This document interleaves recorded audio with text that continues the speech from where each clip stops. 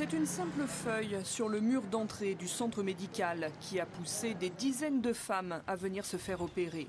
Ici, au secteur 30 de Ouagadougou, pendant 2 semaines, des médecins proposent de réparer les excisions.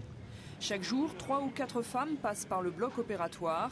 Beaucoup d'entre elles espèrent résoudre des problèmes de santé liés à l'excision.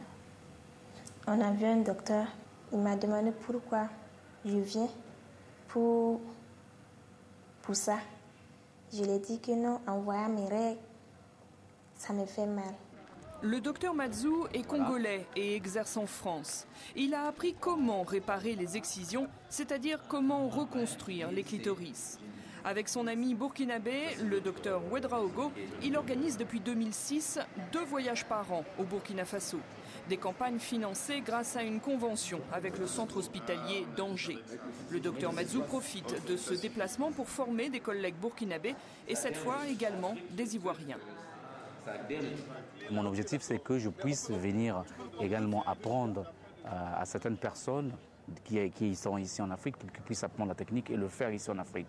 Et le fait que les Ivoiriens sont venus, c'est un apport beaucoup plus important parce que ces Ivoiriens vont amener la technique en Côte d'Ivoire et pourront le faire en Côte d'Ivoire. Et nous, ça nous évitera par exemple d'aller en Côte d'Ivoire. Ce matin, c'est une jeune fille de 17 ans qui va être opérée. Une opération qui consiste à récupérer le clitoris qui a été coupé. En fait, l'organe est plus long qu'on ne l'imagine. Le médecin va étirer la partie restée cachée pour redonner son aspect d'origine au sexe féminin. Souvent, quand on est excisé, on sent qu'il y a quelque chose qui te manque. Hein? Surtout quand tu vois les autres avec leur clitoris tout intact et puis toi, il n'y a rien. Et puis souvent même, il y a des séquelles. Hein? Tu te sens vraiment... tu sens qu'il y a quelque chose qui manque. Le problème qui amène les femmes à demander la reconstruction du clitoris, ce sont des problèmes surtout identitaires. Des femmes qui sont frustrées, qui se rappellent de leur excision, qui se sentent incomplètes et qui ont besoin de retrouver cet organe.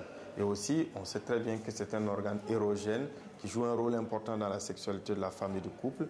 Et l'avoir, c'est encore mieux que de ne pas l'avoir. Cette opération, mise au point par un médecin français il y a une quinzaine d'années, reste encore peu pratiquée. Le Burkina Faso est pour le moment le seul pays d'Afrique de l'Ouest où les femmes ont l'espoir de retrouver leur intégrité.